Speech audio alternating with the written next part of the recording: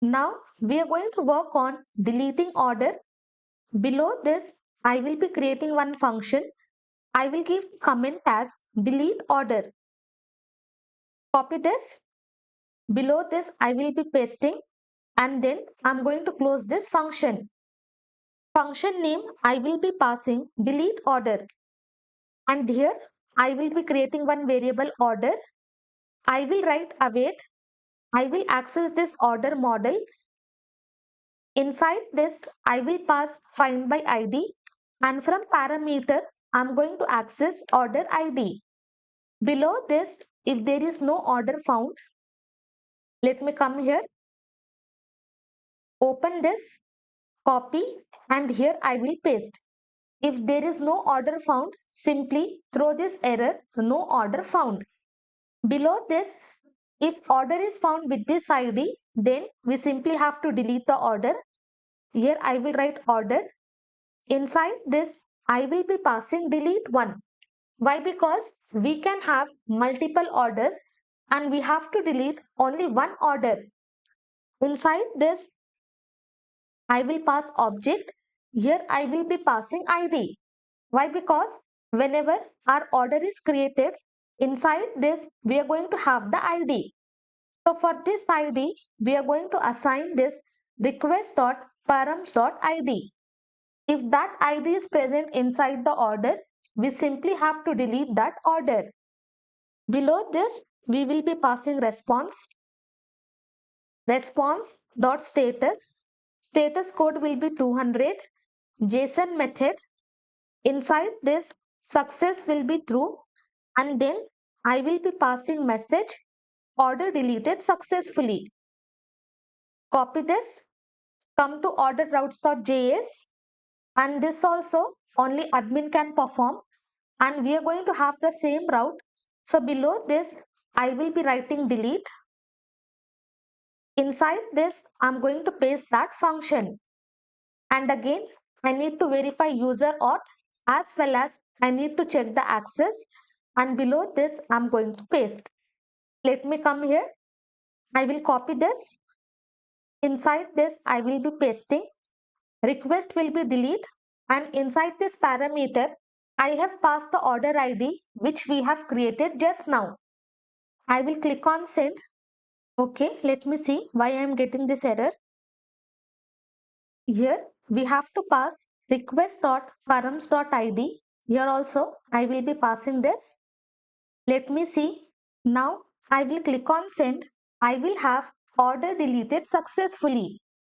Then I'm just going to refresh the database. From there, my order will be deleted.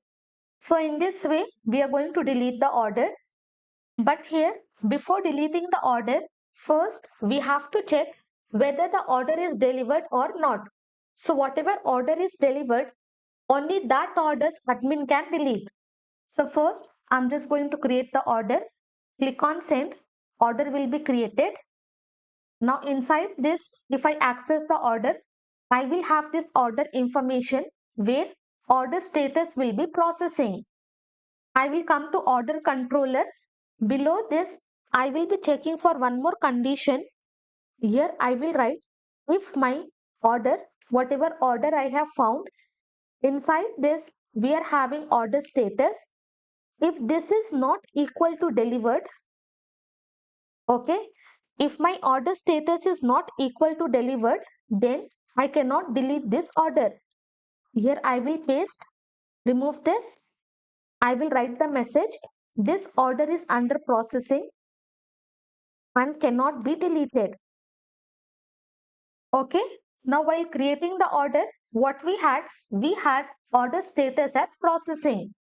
Now if I try to delete this, okay, that order is already deleted. So we are having no order found. Let me come to create order. Now from here, I'm just going to copy this ID. Inside this, I'm going to paste. And for this, we are having order status as processing. Now let us see, will it get deleted or not? I will click on send. I will have this order is under processing and cannot be deleted.